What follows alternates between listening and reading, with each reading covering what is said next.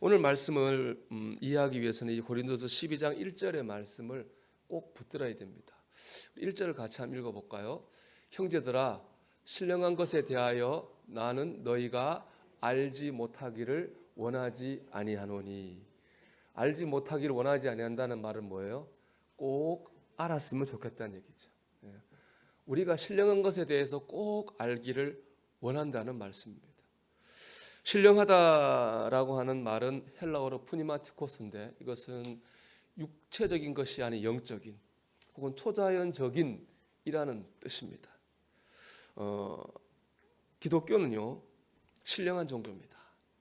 기독교에는 초자연적인 일이 신령한 일들이 일어나는 종교입니다. 이것을 꼭 알아야 된다는 겁니다. 제가 고등학교 때 친구들과 함께 이제 이웃교회 부흥회에 참여했습니다. 같이 갔던 제 친구가 부흥회를 마쳤는데 방언 기도를 하는 게 아니라 한국말을 못하는 거예요. 말 열면 다 이상한 말이에요. 그 친구가 그런데 저처럼 혼자 그 집안에서 혼자 교회를 다녔어요. 몇 년 전에 그 친구 부모님이 이제 돌아가셔서 제가 갔는데 완전 옛날식이더라고요. 상 아래 위로 다 있고 지팡이 짚고 또 손님 오면 있잖아요. 아이고 가짜로 오는 거 있잖아요.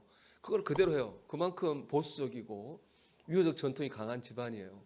근데 그 집안의 아들이 교회에서 하는 부흥회를 갔는데 한국말을 못하게 되니까 이게 얼마나 큰 사건이죠, 그죠? 굉장히 큰 사건이. 그래서 그때 갔던 친구들이 회의를 했습니다. 어떻게 하면 좋을까?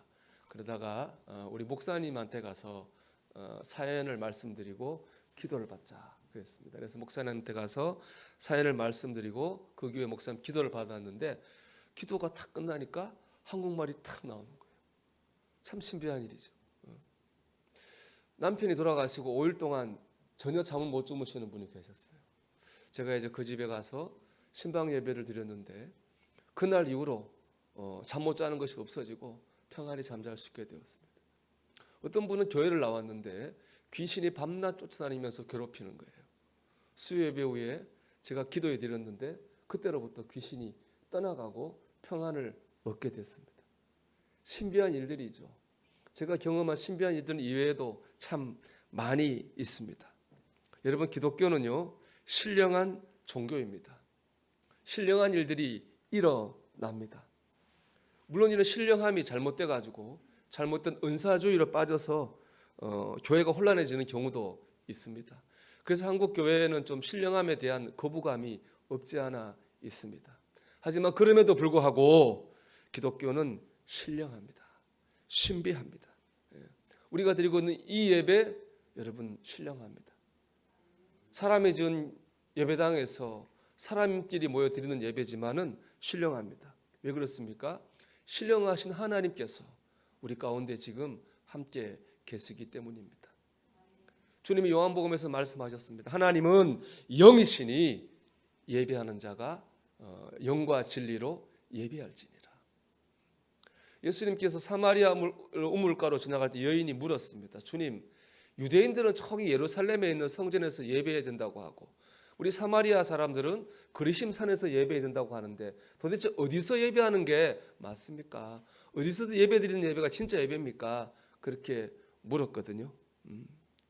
그때 주님께서 주신 말씀이 바로 이 말씀이에요.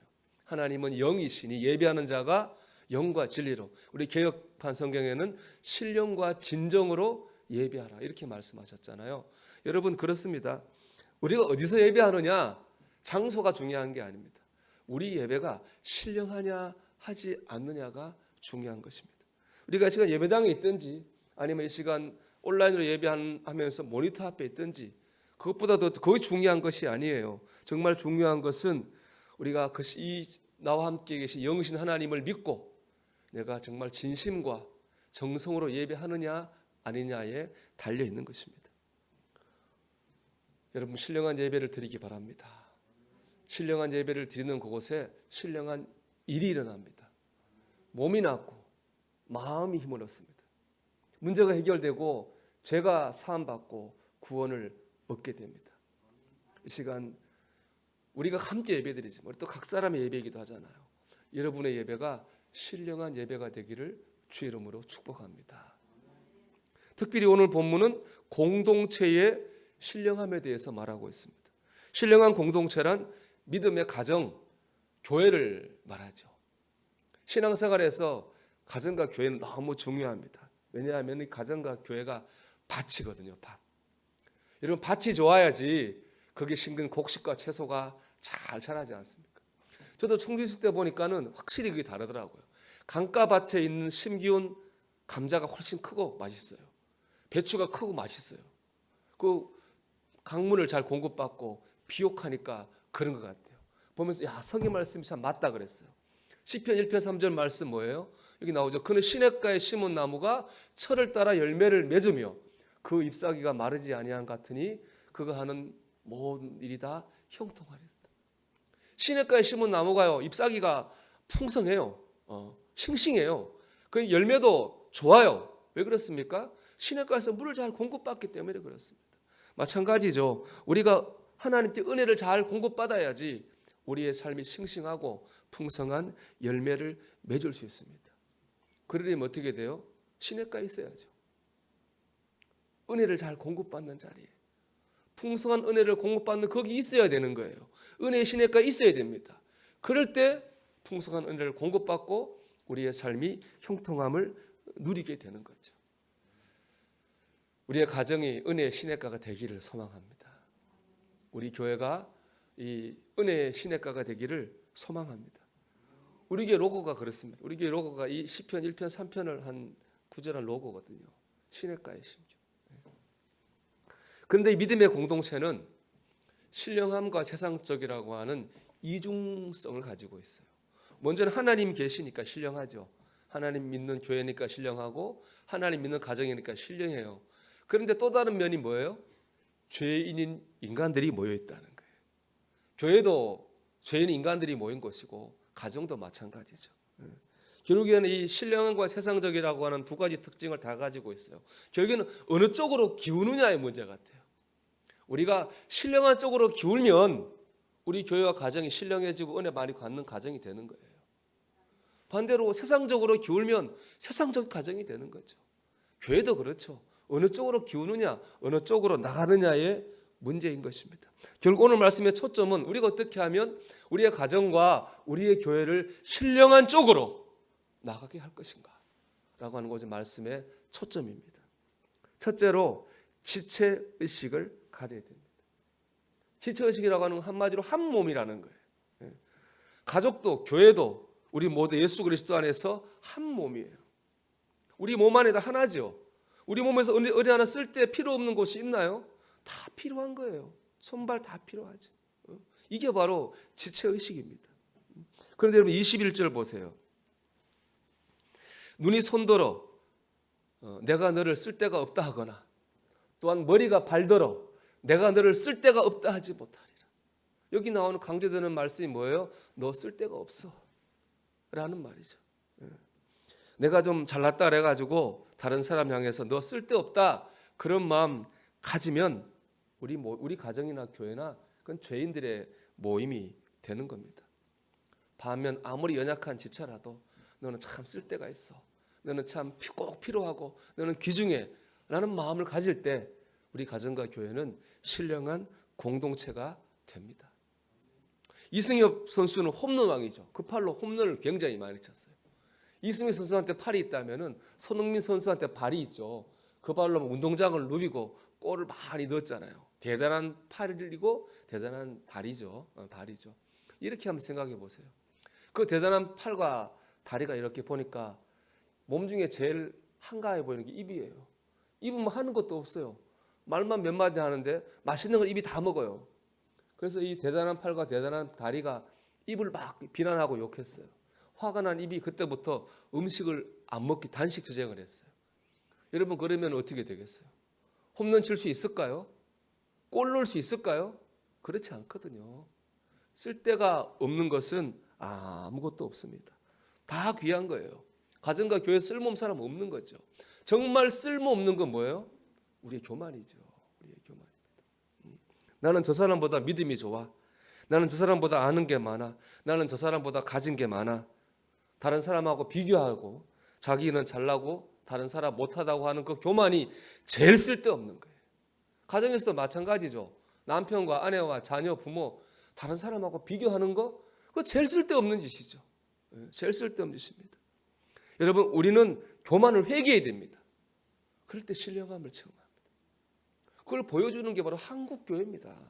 제가 여러 번 얘기했지만 한국교회의 영적 부흥은 1907년에 대부흥운동부터 시작됐어요. 그 대부흥운동의 시작은 원산 대부흥운동이 시작됐습니다. 원산 대부흥운동은 하디 선교사의 회개로부터 시작됐습니다. 하디 선교사는 아주 총망받는 의사였어요. 그런데 그는 모든 것을 다 내던지고 조선 땅에 온 거예요. 얼마나 스스로 의로웠겠어요. 그 모든 걸 다 내던지고 내가 불쌍한 좋은 사람 도와주러 간다. 의로운 일이죠. 근데 그 의로움이 교만이 된 거예요. 그 조선 사람을 차별적 시각에서 바라봤어요. 그러니 선교가 되겠습니까? 아무리 자기 유능한 사람도 안 되는 거예요. 하디슨 그래서 어떻게 생각했느냐? 조선 사람이 문제야 라고 생각했어요. 조선 사람이 나는 이렇게 내 모든 걸 내던지고 희생하러 왔는데 조선 사람 문제야. 근데 말씀 묵상할 때 하나님이 깨닫게 하셨어요. 네가 문제야. 너의 교만이 문제야. 하디슨 깨달았습니다. 그리고 사람들이 다 모인 공적인 자리에서 조선 사람 앞에서 무릎을 꿇고 고개를 숙였습니다. 제가 교만했습니다. 그 순간에 성령의 불이 그 자리에 떨어졌어요. 그 성령의 불이 삼천리 반도에 번져나갔고 대부흥의 역사가 일어나게 됐습니다. 여러분 교만했던 마음을 회개하십시오. 미워하고 무시했던 마음을 회개하십시오. 그럴 때 성령의 불이 여러분 가정에 떨어질 거고 우리 교회에 떨어지고 그 성령으로 인해서 함께하는 모든 사람이 하나님의 신령함을 체험하게 될 줄로 믿습니다. 두 번째, 싸우지 말아야 됩니다. 25절 상반절 말씀 이렇게 되어 있죠. 몸 가운데에 분쟁이 없고, 몸은 교회를 말하는, 가정을 말하는 거예요. 이 그리스도의 몸인 교회와 가정에 뭐가 없어야 됩니까? 분쟁이 없어야 됩니다. 싸우지 말아야 됩니다. 여러분 싸우는 순간에 신령함은 다 사라집니다. 제가 찬양 듣는 그 유튜브 채널 댓글창에 이런 기도문이 올라왔더라고요. 하나님, 부모님이 싸우고 있어요. 이러한 시련 가운데 주님이 지켜주시고 잘 풀 수 있도록 도와주세요. 그러니까 누군가 또 이 댓글에 답글을 달았어요. 저는 엄마 아빠가 자주 싸우지 않아서 잘 모르겠지만 가끔 싸우실 때가 있어요. 그때는 저도 정말 무섭고 항상 울었어요. 이거를 보는데 참 두렵고 후회되는 마음이 많이 들었어요. 저도 이제 결혼한 지가 26년째인데요. 부부싸움 많이 했겠습니까? 제가 우리 큰애 나이 때 결혼을 일찍 해가지고 철이 없어가지고 지금 생각해 보면은 별일도 아닌 거 가지고 싸우고 막 그랬어요. 저는 그랬다고 치더라도 그때 우리 애들이 받았을 상처, 영적인 어떤 그런 피해들 생각할 때 참 회개가 되고 후회가 되었습니다. 여러분 이유가 뭐든지 간에 누가 옳든지 간에 싸우는 그 순간에 공동체에서 신령함은 다 사라지고 맙니다. 은혜도 사라지고 축복도 사라집니다. 오직 세상적이고 인간적인 것만 남는 거예요. 그러면 제게 목사님 이제 부부싸움 안 하실 거냐라고 물으신다면 자신은 없어요. 그거 사실은 어떻게 알겠어요. 근데 이런 마음을 내 결심을 했어요. 그 댓글 보면서 적어도 싸움으로 넘어가기 전에 이 생각은 꼭 해야 되겠다 결심했어요. 그 생각 오늘 이 생각이죠. 내가 싸우면 우리 가정에서 신령함은 사라져. 우리가 그냥 바로 싸우진 않잖아요. 서로 의견 충돌하다가 오고 하다가 싸우지. 그 싸움으로 넘어가기 전 단계에 이 생각은 꼭 한번 해야 되겠다.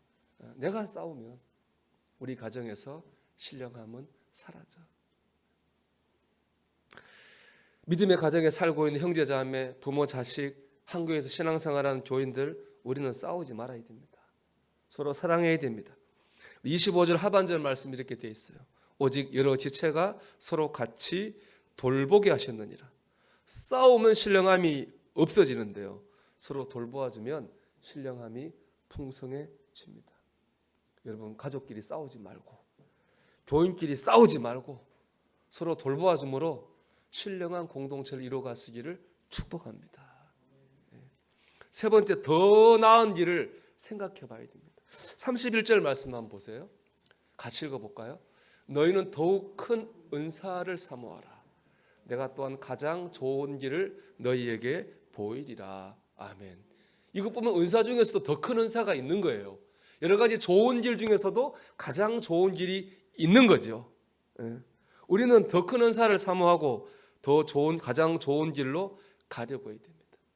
저는 이 말이 참 좋더라고요. 이 말씀 묵상하면서 더 가장. 우리 이걸 찾아야 됩니다. 내가 어떻게 말하고 어떻게 행동하면 더 좋을까? 가장 좋을까? 라고 하는 걸 생각해야 됩니다. 생각하려고 노력해야 됩니다. 불편하겠죠. 그냥 내가 하고 싶은 대로 말하고 그냥 하면 되는데 좀 더 좋은 길이 없을까? 가장 나은 길이 뭘까? 그걸 생각하고 고민하는 과정은 분명히 불편합니다. 하지만 그런 것을 찾기 위해 노력하는 그 사람을 통해서 가정과 교회가 신령해질 줄로 믿습니다. 그 신령한 곳에서 우리는 하나님의 은혜의 풍성함을 공급받게 될 것입니다. 2차 세계대전이 끝나고 유럽의 한 마을에서 있었던 일입니다. 전쟁 끝나고 사람들이 다 이제 고향으로 돌아와서 재건을 시작했어요. 교회도 마찬가지죠. 이제 교회를 다 이렇게 청소하다 보니까 옛날에 교회 정원에 있던 예수님의 십자가가 이제 두 팔이 부서진 채로 나뒹굴고 있는 거예요. 그거 세워야 되겠는데 어떻게 세울까 의논을 했답니다. 어떤 사람은 그냥 다 어차피 두 팔이 망가졌으니까 다 새로 만듭시다. 그런 사람이 있는가 하면 어떤 사람은 또 아니 두 팔만 이렇게 수리해서 놓으면 안 되겠느냐 그런 사람도 있었어요. 그런데 결국엔 어떻게 했느냐 두 팔이 부서진 채로 그대로 세워놓았다고 합니다. 그 의견을 제시한 사람의 의견은 이렇습니다. 팔 없는 예수님의 동상 그 모습 그대로 세우십시다. 그리고 우리가 예수님의 팔 노릇을 하십시다. 그래서 지금도 그 동상 밑에는 당신이 예수님의 팔입니다 라는 글귀가 쓰여져 있다고 합니다. 사랑하는 여러분, 우리가 예수님의 팔이 되기 원합니다. 가정에서, 교회에서 서로 붙잡아주고 보듬어주고 기도해주고 그런 팔이 되기 원합니다. 그럴 때 우리 가정이, 우리 교회가 신령한 공동체가 될 겁니다. 그 속에 있는 우리 가족이, 우리가 하나님께 공급받고 하나님 안에서 형통을 누리게 될 것입니다. 신령한 가정이 되기를 축복하고 신령한 우리 교회가 되기를 주님의 이름으로 축원합니다.